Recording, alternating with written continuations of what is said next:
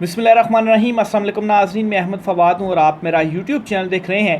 नाज़रीन, सबसे पहले तो तमाम नाज़रीन को जो पाकिस्तान में हैं या जो आउट ऑफ कंट्री हैं, ओवरसीज़ पाकिस्तानी हैं, इन तमाम को ईद की ढेरों खुशियों की मुबारकबाद हो। बड़ी इंपॉर्टेंट तफसीलात हैं आज की व्लॉग में मैंने आपसे शेयर करनी। एक तो ये कि कुछ रोज़ कबल आपकी नज़र से ये ख़बर गुजरी होगी कि जो पाकिस्तानी बैरून मुल्क जाकर पॉलिटिकल असाइलम ले रहे हैं, इनके पासपोर्ट अब मनसूख किए जाएंगे। ये बड़ा फ़ैसला लिया गया था और उस वक्त इस फ़ैसले की समझ नहीं आई थी कि आखिर ये जो फ़ैसला है वो क्यों लिया गया है। बेसिकली ये फ़ैसला कुछ अहम ओहदों पर फायज़ लोगों के लिए लिया गया है, क्योंकि मौजूदा सूरत हाल और मौजूदा चुनतखब हुकूमत को गिरता देख कर ये जो परिंदे थे ये उड़ने जा रहे थे। और परिंदे माजी जो इनका बताता है कि दूसरे ममालिक में जाकर ये पॉलिटिकल असाइलम ले लेते हैं और फिर सारे का सारा जो मलबा है वो यहाँ कर जो ताकतवर हल्के हैं उनके ऊपर डाल दिया जाता है। लेकिन इस मरतबा इनको ये मैसेज क्लियर दे दिया गया है कि हम अगर डूबेंगे सनम तो फिर आपको भी लेकर डूबेंगे। ऐसा नहीं होगा माजी की तरह कि आप बाहर जाएं और वहाँ पर असाइलम लें और फिर वहाँ पर बैठकर आप इनकलाब लाने की कोशिश करें। एक्सक्लूसिव डिटेल्स आपके साथ मैंने शेयर करनी है। दूसरे नंबर पर नाज़रीन, आइंदा आने वाले दिनों में अदलिया के ख़िलाफ़ बाकायदा तौर पर मुहिम का जो आगाज़ है वो शुरू किया जा रहा है। इवन के जस्टिस मोहसिन अख्तर कियानी साहब भी बड़ी मुसीबत में पड़ने जा रहे हैं। इस पर भी कुछ तफसीलात आपके साथ मैंने शेयर करनी है।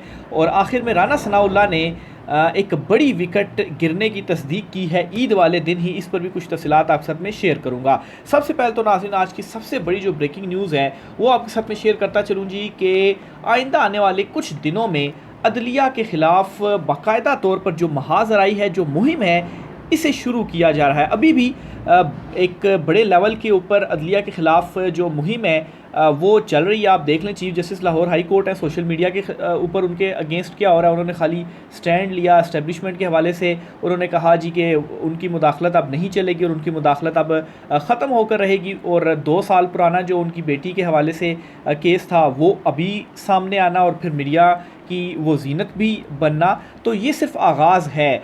पार्टी मुस्लिम लीग नून जो है वो ये मुहिम शुरू करेगी। और मुस्लिम लीग नून ये पहली मर्तबा नहीं कर रही, माजी में तो इन्होंने बाकायदा तौर पर सुप्रीम कोर्ट ऑफ पाकिस्तान में हमले भी किए हैं। ये इनका ट्रैक रिकॉर्ड रहा है और अभी भी मुस्लिम लीग नून जो है वो ये आगाज़ करने जा रही है और ईद के बाद ये तमाम तर जो काम है वो किया जाएगा।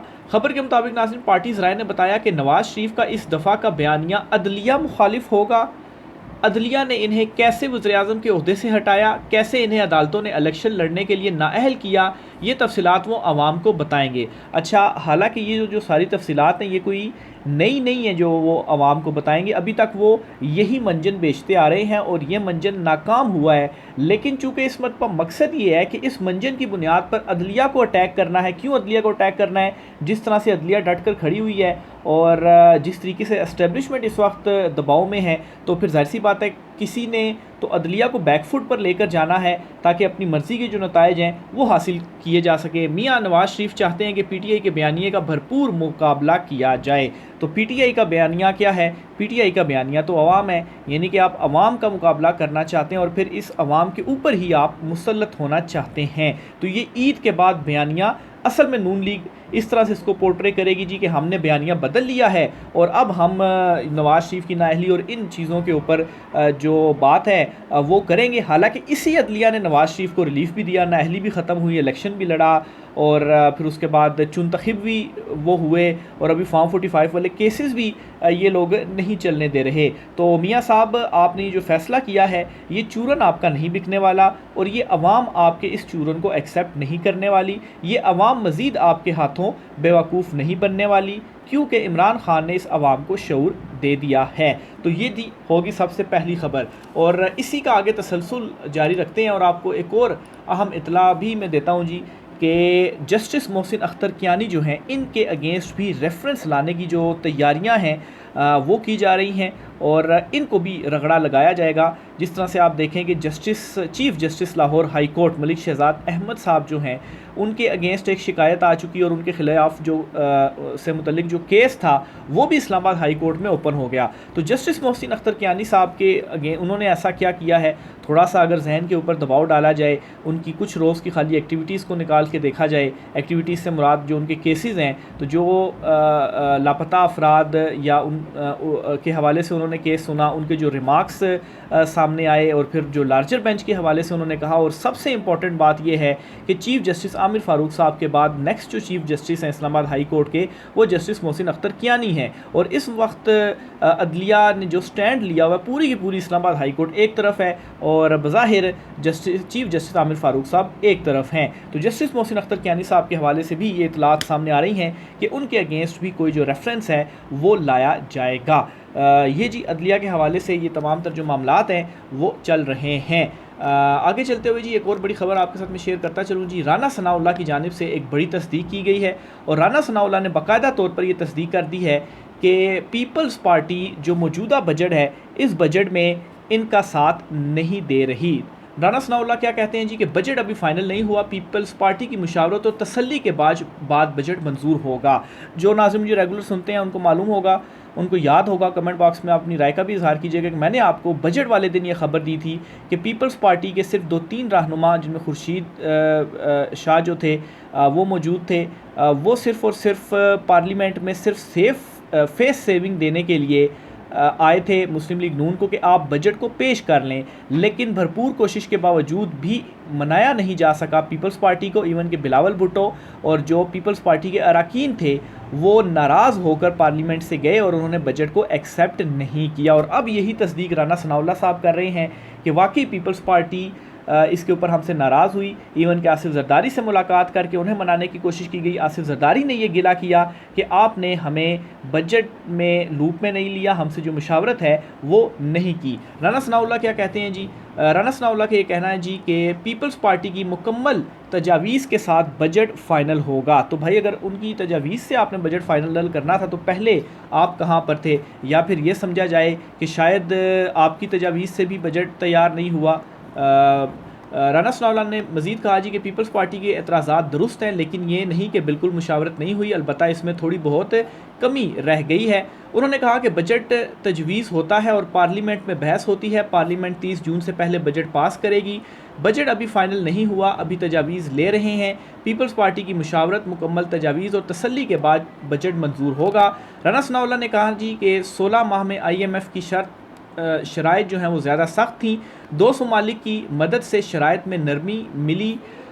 वादे के मुताबिक हुकूमती अखराजात में कमी लाई जाएगी। हुकूमत के साइज़ और अखराजात में कमी करने जा रहे हैं। वज़ीर-ए-आज़म 1 महीने बाद दोबारा कौम से खिताब करेंगे। उन्होंने कहा जी जब तक बलदियाती निज़ाम बहाल ना हो जमहूरियत नामुकम्मल है, हम इसकी कमी महसूस करते हैं, इस पर आने वाले दिनों में काम होगा।